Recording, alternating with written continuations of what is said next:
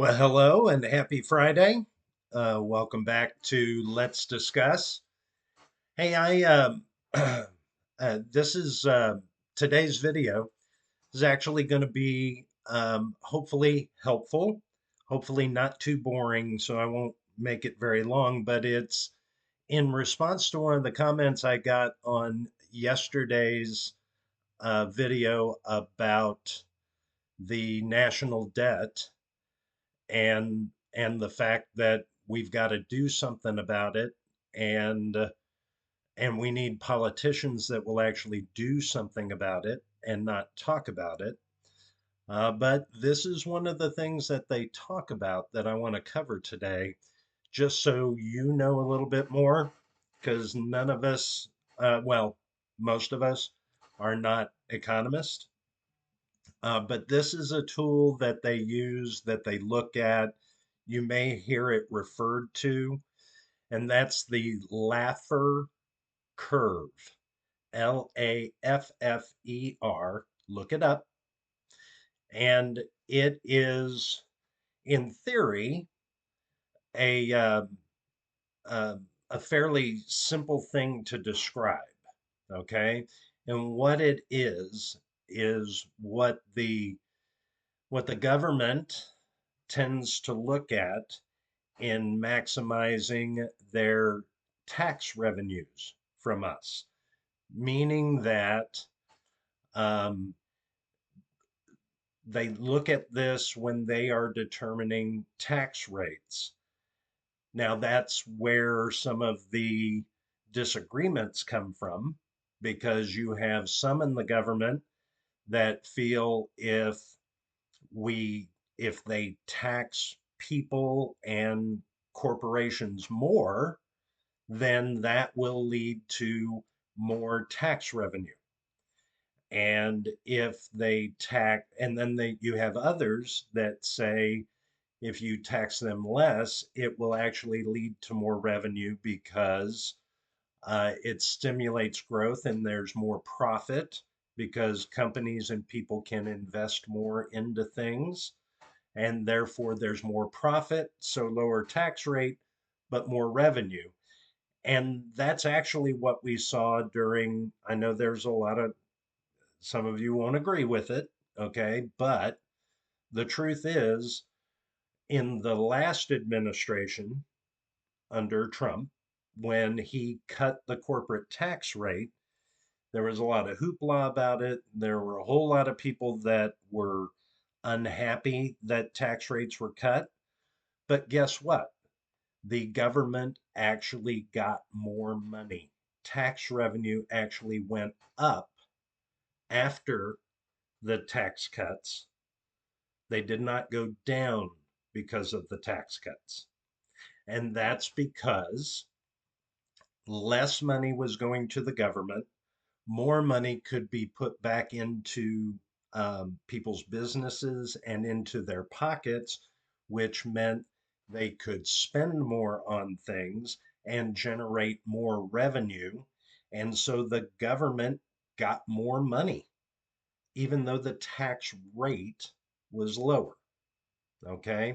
And I'm going to give you a really basic look at what the Laffer curve is so that you can kind of understand where they're coming from and quite frankly um, where some of the discussions, arguments, things emanate from. Okay, here's my very simplistic whiteboard, white piece of paper explanation, but basically what the curve indicates is that if the US government had a zero tax rate, they obviously would not collect any tax revenue from us. You don't charge anything, you don't collect anything.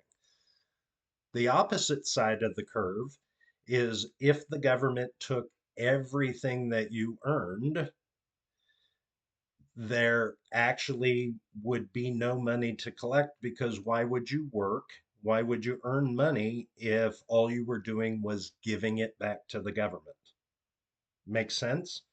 So at zero tax rate, no revenue. At 100% tax rate, no revenue. The discussions come in between, okay? And this curve is really an example of the theory behind it, but it does not mean by any means that at 50%, if the government taxed us at 50%, that they would actually get the most revenue. That's not it. The debate comes in. So, how does this curve work? So, does it go like this, up, and then down here? Does it go up here and down like this? That's the debate. Okay, there are those in the government that say it should be a higher tax rate because they will get more money. But the way that it has actually worked historically is when the tax rate is lower, the curve actually kind of goes up like this. Okay?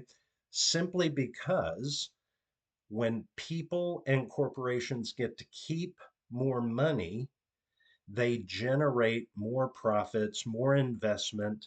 They actually spend more on things that the government collects revenue on. And therefore, again, the reason why in the last administration, when they actually cut the tax rates, their revenues went up, not down. Currently, we have two people running for office, and we have two major parties that are um, putting candidates forth. Let's just cut to the chase. You have Republicans and Democrats, right? And you have a lot of Democrats that want to raise the tax rates.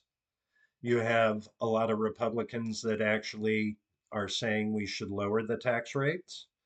I will tell you right now, if you look at the tax revenues coming in, the US government took in less money last year than they did in 22. That's for two reasons.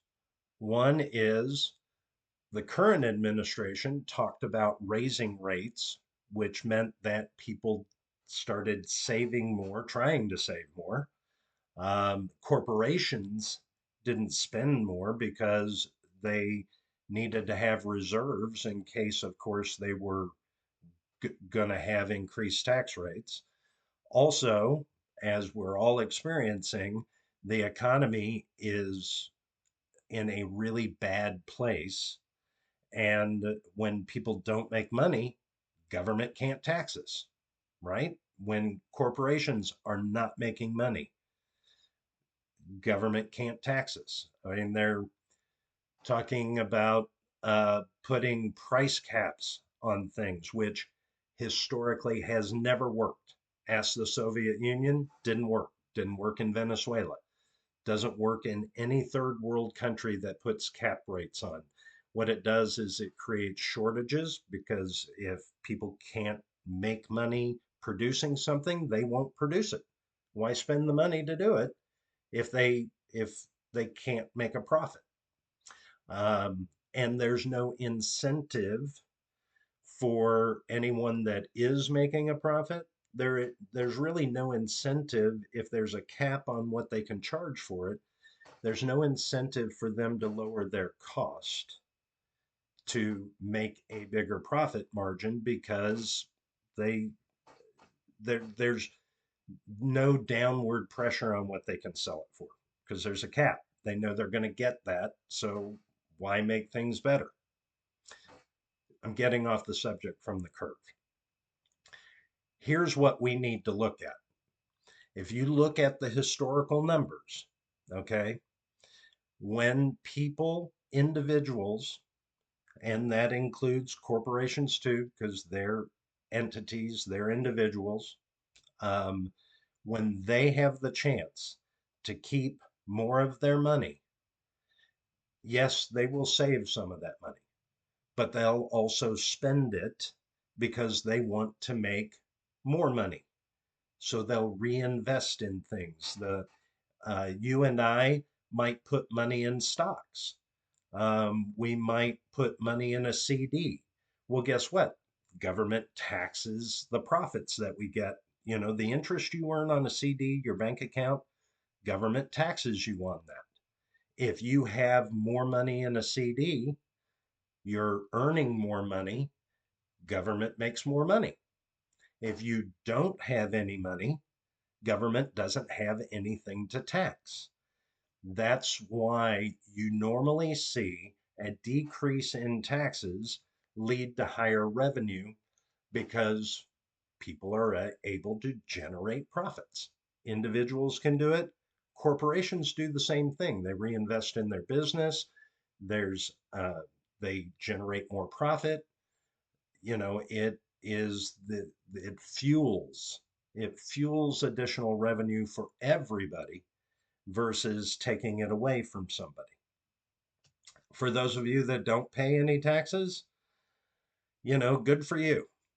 But that also doesn't mean just because you don't pay taxes that you should take money away from the people that are actually earning money and paying taxes, right? Because when you look at it from that standpoint, lowest common denominator is that we're all broke, right?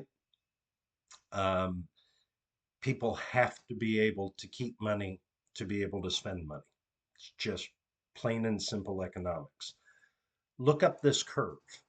It will help you understand the debates that go on in Washington about whether we should reduce taxes, raise taxes, and I would encourage you all to actually take the time and look up what has happened in the United States when tax rates have gone up or there's talk about tax rates going up, how that affects the revenues coming to the US government, and vice versa.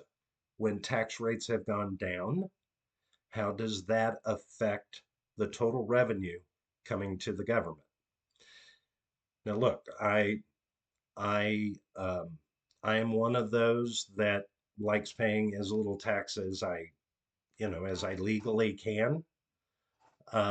But I also like roads and I like the military protecting us, and those things cost money. And so paying taxes is not a bad thing. Okay. So don't get me wrong when I say this. Remember on that curve, if we pay no taxes, there's no revenue. If there's no revenue, then there's no government to, I mean, there might be a dictatorship, but there's no government. And so um, take the time, look up the curve, Laffer Curve. You can look it up on the internet. Um, and read about it a little bit, maybe um, that you can read something that explains it better than I do. But this is where the debate comes in. Look at the results. You can look at the economic theory behind the curve, but ultimately look at the results. Interest rates going down, revenue coming up.